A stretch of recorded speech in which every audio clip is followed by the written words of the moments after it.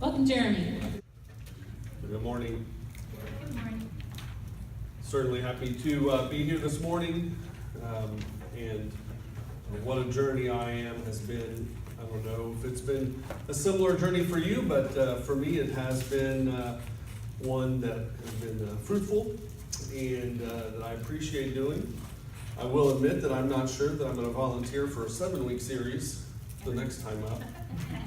Seemed like a lot to bite off, but has been incredibly educational. Over the last 6 lessons in the I Am, we've looked at statements like I am the bread, I am the light, I am the door, I am the shepherd, I am the resurrection and the life, and I am the way, the truth, and the life.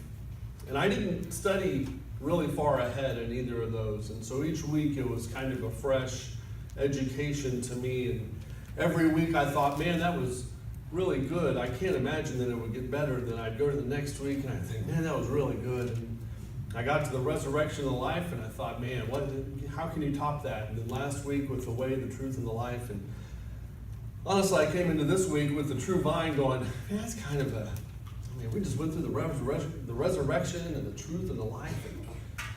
And now I'm going to talk about the vine. And I got in there, and there is a reason that this was the last.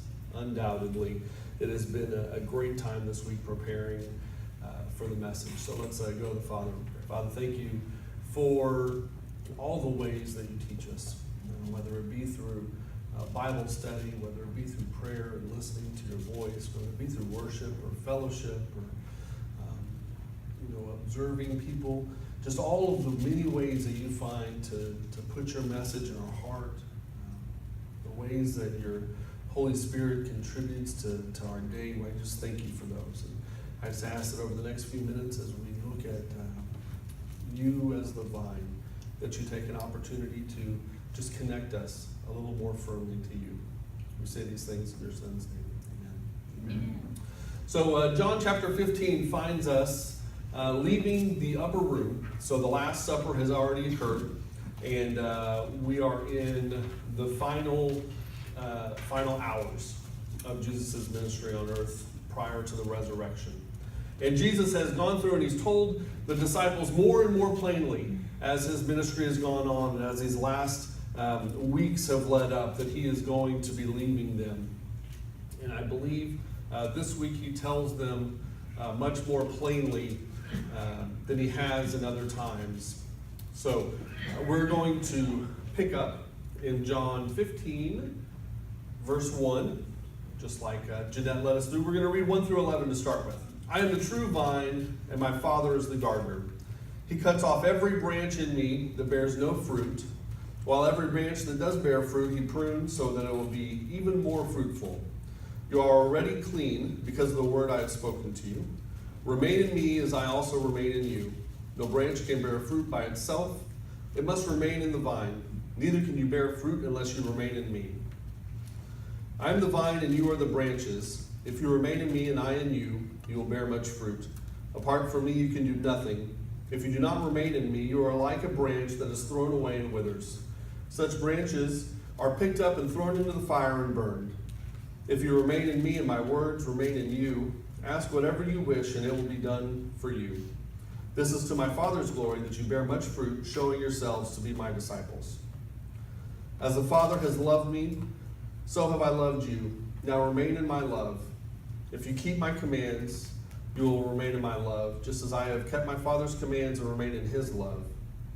I have told you this so that my joy may be in you, and that your joy may be complete. Now, if you're like me, when you hear the vine reference here, it made a lot of sense. We've looked at Jesus as the bread and the light and the shepherd, and it was just really applicable. And I picked up this study and I started going through the vine, and I thought of all of the earthly examples of how Jesus is the vine to us, right? I picture Jesus as my source for life, because he's the vine. And I picture the sturdiness of vines. I didn't know the vines were sturdy until some of them started growing in my backyard. And more particularly, I didn't know until my neighbor came over and told me that I had a vine that had grown into their trees. and they were sending somebody over to cut the root of the vine at my house, and I went over there to see where they cut, and this vine was like this big around, right? So a huge, woody, tough vine. And so I'm looking at, Jesus is the vine, and I've got all of these pictures of the way that an actual vine is like my Savior and Lord. And so that's where my head was going into this. And from the very first commentary, it threw me for a loop. What I learned was that by Jesus saying that he was the true vine, he was referencing something that was very common to all of the disciples at that time. And that is the image of Israel as the vine. And in the Old Testament, there is example after example of it being written that Israel was a vine. And an interesting fact, every one of those instances in the Old Testament where it said Israel was the vine had a negative connotation to it. It was never spoken of as a wonderful, flourishing, obedient vine. It was always spoken of in not so great a light. I'm going to take us through Psalm 80 for a few verses to get you just a taste of what is very commonly, how the vine is very commonly talked about in the Old Testament. Psalm 80 verse 7 starts with, "Restore us, God Almighty. Make your face shine on us that we may be saved. You transplanted a vine from Egypt. You drove out the nations and planted it. You cleared the ground for it, and it took root and filled the land. The mountains were covered with its shade, the mighty cedars with its branches. Its branches reached as far as the sea, its shoots as far as the river. Why have you broken down its walls, so that all that pass by pick its grapes?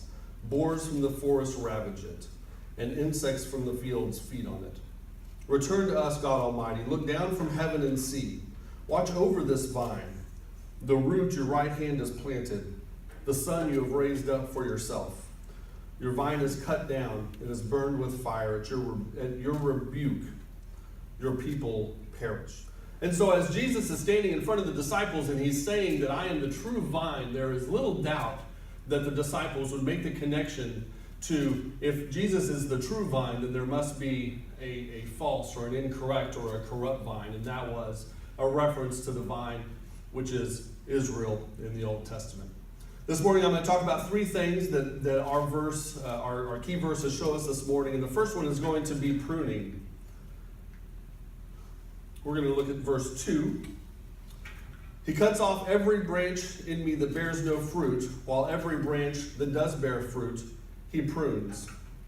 So it's not surprising that we start off this morning talking about pruning and what that means to us. But before we start talking about pruning, let's take a look at fruit.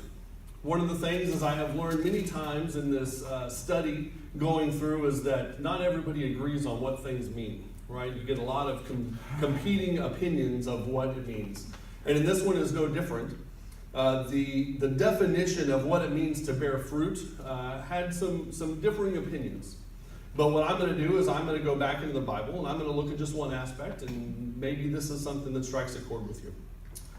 Galatians 5, verse 22 through 23. "But the fruit of the Spirit is love, joy, peace, forbearance, kindness, goodness, faithfulness, gentleness, and self-control. Against these things there is no law." One of the things that was interesting that was pointed out to me when I was looking at the study is that it says that but the fruit of the Spirit and not the fruits of the Spirit. And the argument was put forward that you can't have one of the fruits without having them all, right? You can't have joy if you don't have peace. You can't have good kindness if you don't have goodness. Faithfulness without gentleness. And it was interesting that the concept that these fruits are growing together. It's a cluster of fruit that we grow together.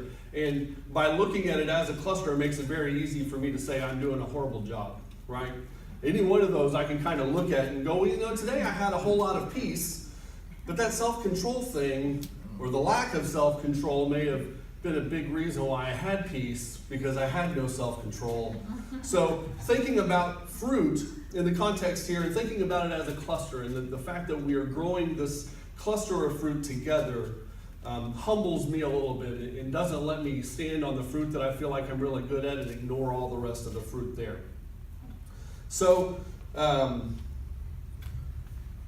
as I looked at the physical application of pruning and learned about the physical act of pruning vines, I learned that if you were to take a vine, a fruit-bearing vine, because obviously whatever vine in my backyard that was growing was just fine without pruning because I never touched it. But a fruit-bearing vine, apparently you need to prune. And it says that the further back you can prune that branch to the vine, the more fruit it's going to bear the next time. And so there needs to be significant pruning in order to help the vine bear more fruit in the end. And I think that that's something that we can apply to our lives. I think that if we think back to times in our life that were very difficult, that we felt like God was pruning or He was cutting things away from us. Maybe He was cutting out jobs or cutting out relationships. Maybe He's done it through a failed marriage or a lost job. The seasons of pruning are difficult at the time, but I think that as we come out of those and we look back on those, we can see the fruit that comes afterwards, that we grow in those times. It's very hard for me to grow in a time of great excess and blessing, right? I don't have the ability to have a whole lot of patience when I'm never forced to have any patience. It's those times in my lives when I am really cut back to the branch, or the more my branch is cut back to the vine, that I come through and I feel like I have growth. And those of us that have been around for more cycles of this pruning, that pruning probably starts to get a little bit, you can see the end of the pruning season a little better as you've gone through that. And you start to, and that's another great benefit of that. But the thing that I took out of here, because in my mind, I tend to get very legalistic. If you're in a season of pruning, it doesn't mean that you've done anything wrong. In my mind, I want to say that the reason why I didn't get this is because I didn't do that. And that this happened to me because I didn't hold up this bargain that I had made with my faith, or with my religion, not necessarily my faith. I tend to fall that way very, very often. But to read here that I should anticipate pruning, that it is a natural part of what I'm going to go through and it's going to grow my faith, that takes some weight off of me. It makes me not feel like every single thing that happens in my life that is cut out or cut back, all of those difficult times aren't just because I did something. We've got to get rid of the notion that it's our fault. Our Father, the vine dresser, is pruning us back to help us bear more fruit in the future. The second thing we're going to look at is position. So we're going to start this in verse 3. You are already clean because of the word I have spoken to you. And so when I say position, I talk about who we are as branches in the vine. And if we look at verse 3 where he says we're already clean because of the words I have spoken to you, we need to keep in mind that we're less than 24 hours away from all of the disciples abandoning Jesus, of betraying him. And yet at this point in time, he's telling them that they're forgiven, that the fact that they have heard his words and believe that he is the Son of God, that they're clean. And if they are clean, then why do I feel unworthy to approach the throne if I miss Sunday at church? If the 11 have walked with Jesus side by side for 3 years, saw him do miracle after miracle, and they're going to scatter when the stuff hits the fan, yet Jesus says they're clean, man, I got to give myself a break. Let's look at verse 4 through 11. Remain in me, as I also remain in you. No branch can bear fruit by itself, it must remain in the vine. Neither can you bear fruit unless you remain in me. I am the vine and you are the branches. If you remain in me and I in you, you will bear much fruit. Apart from me, you can do nothing. If you do not remain in me, you are like a branch that is thrown away and withers. Such branches are picked up, thrown into the fire, and burned. If you remain in me and my words remain in you, ask whatever you wish and it will be done for you. I need to know that when God sees me, he sees me as part of the true vine. He sees Jesus' perfection and not my ugly branches. It's the vine that cleans me and purifies me. We've got 2 dogs at our house, and one of them is much older, Charlie, and one of them is much younger, Percy. And over the last, I'd say 6 weeks, they've developed a rather disturbing habit of knocking over the trash and going through it while we're gone. This is frustrating for me, to say the least. The last thing I want to do after being away from wherever I am is to come in and have my trash strewn literally from the kitchen to the front door. It's interesting, the last couple of times we've come home, and then I open the front door, and the young dog, that obviously is too stupid to know he's in trouble, greets me with his tail wagging and jumping up to see me, while the older dog is nowhere to be found. One of them has the knowledge of the sin, one of them does not. So, last week was the first time, now we've gone through the cycle a couple of times. Last week was the first time we opened the door from church, and now the kids have picked up on it. So the door opens, like, I can't remember, somebody said, uh-oh, because they can see trash in the entryway. And there's Percy jumping up and down, completely oblivious. And I walk in through the entryway to the living room, and I can see the trail of trash, and I see a white streak hit the door. And I turn around, and it's the older dog, Charlie, and he has figured out now to get out of the house is to escape the punishment, right? So he is gone. And this is very atypical for Charlie to do. He doesn't do that. He's an older dog, but he is out, and so I got to go out, corral him back inside. That makes it better. And so, yeah, it limits the frustration. I mean, just, if I got to chase you, there's no, that completely makes it better. That's an interesting story. There's also, I'll tell you a little bit about where I'm going, so that makes some kind of sense. I had 2 stories back to back. When you believe that you've offended, you tend to avoid, right? When the dogs believed they had offended me, when they understood that they had offended me, they tend to avoid me. Yep.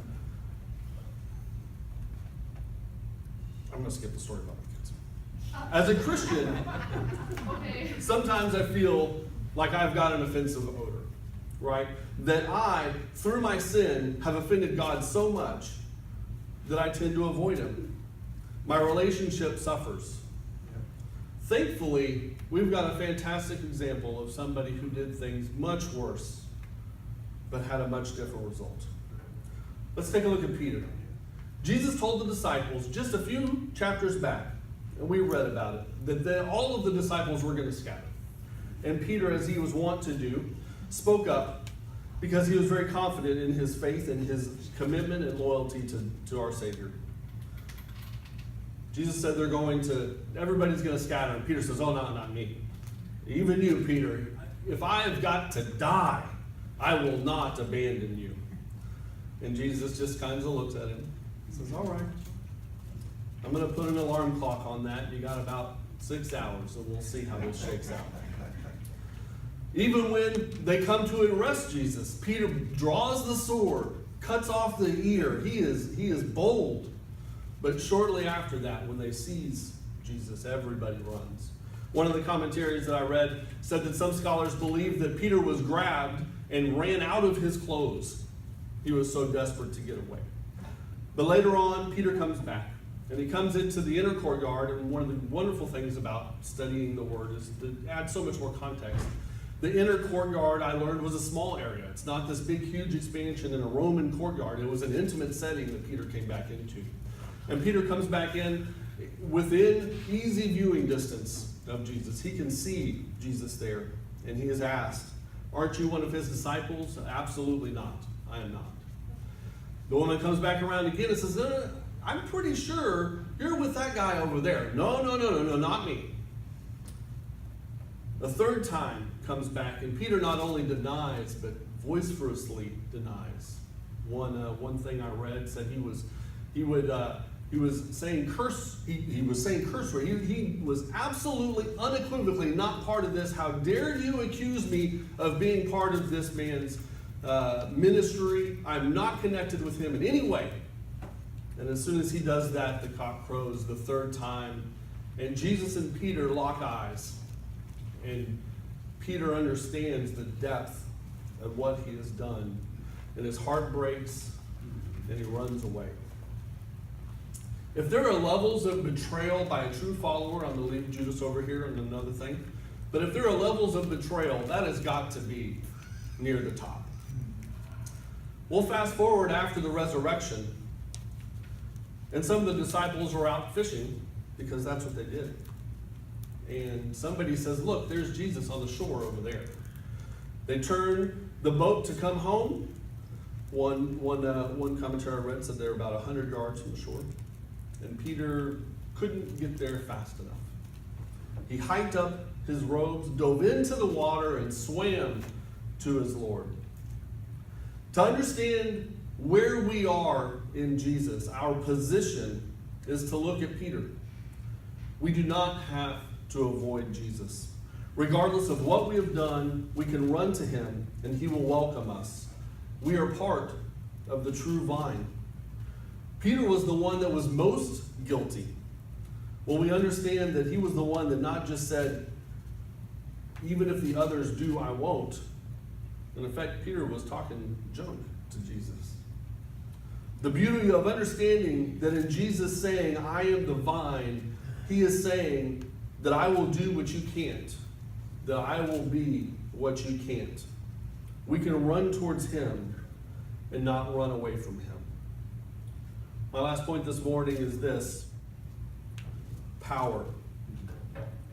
Being part of the true vine gives us power. Let's look at verses 8 through 10. This is to my Father's glory that you bear much fruit, showing yourselves to be my disciples. As the Father has loved me, so I love you. Now remain in my love. If you keep my commands, you will remain in my love, just as I have kept my Father's commands and remain in his love.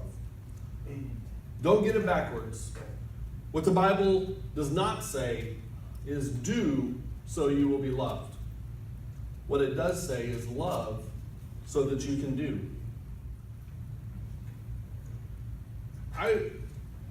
When I got married, I had never cohabitated with another female. I had always either lived at home or I had lived with brothers, friends, all guys. And guys will do things when they live in a house that are very typical of what they did growing up. I still have that to say I was a slob. Right, I was bad. But I had no knowledge. I didn't know that there was when you finished, changing clothes, wherever the clothes were, that's just where they went. So I married my lovely wife, and my education begins on how to act like a civilized person. And she takes the time to ask questions like, what are those? They're my underwear. Why are they here? I put them there. What's that? That's a hamper? Those go, okay. All right. So over time, through understanding the things that I was doing wrong, I started to change little things about how I behaved. One of the things that is incredibly frustrating is when I get out of the shower and I have a wet towel and I put it at the foot of the bed and leave it there. I wake up much earlier than Jennifer, so by the morning time there's wet everywhere. I should hang that in the shower, right? I should hang that up. And I do pretty good. What I don't do is I don't think to myself, I really need to show Jennifer how much I love her today. So I'm gonna hang up the towel. I'm gonna do it right? That's not what goes through my head. What goes through my head is I do it at a subconscious level because there's a depth of caring there.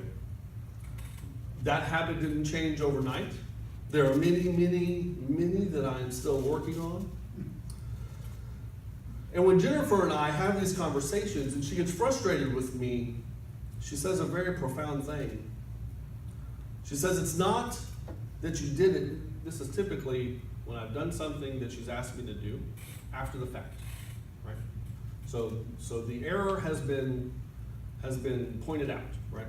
So that she says, it's not that you did it because I asked you that makes a difference. I want you to want to do it.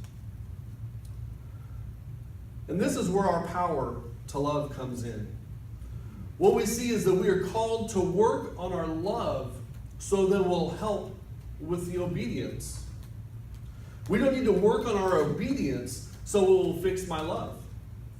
We need to focus on loving the Lord, and that love will make following Him and the tough stuff seem so much easier. When I fill my days thinking about how much I love my wife, I don't even think about picking up the towel, it just happens. But if I spend my day thinking about what I have to do to make her happy, it plants a seed of negativity, it's a burden. But if I focus my day on how much I love, the little things fall in place. And that's exactly where we are in the vine with Jesus. If we focus our time on loving Him, the prayers come, the worship comes, the kindness comes, the love comes. We've got a power through that vine to spend our time loving. We need to fill our lives with the things that get us more in love with Jesus. And in the same way, we need to reduce or remove the things in our lives that rob us of our love for Jesus. If we're first called to love, then we need to spend our time not trying to not mess up. We need to spend our time focused on loving the Lord, and that'll fix the mess ups. For me, I'm a very audible person. The scripture that says that what goes in my ears comes out my mouth is very, very true. The books that I listen to, the podcasts that I listen to, the music that I listen to, the conversations I have, when I have got those focused on Jesus, it's bringing me closer to Jesus. But there are also things that are audible that rob me of my love for Jesus. The last 2 weeks, for some unknown reason, I started listening to sports radio. And so I start to care too much about sports. I was in the worst mood possible on Thursday this week because from 3:30 in the afternoon, I watched the Rangers. And I was unhappy. I was not any more happy on Friday when I got home. You know what? There was an opportunity to go and serve my daughter and her dance team dinner. And I skipped it. I was in a horrible mood. I would rather stay home and sulk than go and spend time with my family. The idea that I have a power to love and that love is going to help me fuels and drives my desire to love Jesus. If you're here today and tired, worn out, feel like you're at the end of the rope, know this. Christ has done what you can never do. Christ has become what you can never be. If you don't feel worthy of His love, remember that you are a part of Him. You're connected to the true vine. Jesus has said already that you're clean. Just focus on loving Him. And our last verse this morning is verse 11. I've told you this so that my joy may be in you and that your joy may be complete. I read this and I thought it was very, very enlightening. There's a difference between happiness and joy. Happiness is fragile. I can wake up and have a fantastic morning, could be incredibly happy, can walk to my desk, sit down, read an email, and my happiness is absolutely shattered. Broken, my mood is completely changed. But joy, Jesus' joy, He says that I've told you this so that my joy may be in you and that your joy may be complete. Joy is built not on external circumstances. Joy is built on my faith. Faith that Jesus is who He is. Built on my position in Jesus as part of the true vine. Built on the fact that I have the power to love Him and the transformative power of that love in my life. Thank you, guys. Father, thank you for like we started out, just all the ways that you teach us. We just ask that you remind us as we go through and we go through the ups and the downs, whether we're bearing fruit or whether we're being pruned. The Lord, we're with you and you're with us. And all we have to do is love. Everything else will sort itself out in the end. We say these things in your Son's precious and holy name. Amen. Amen. You guys have a great week. You too. Thank you, Jeremy.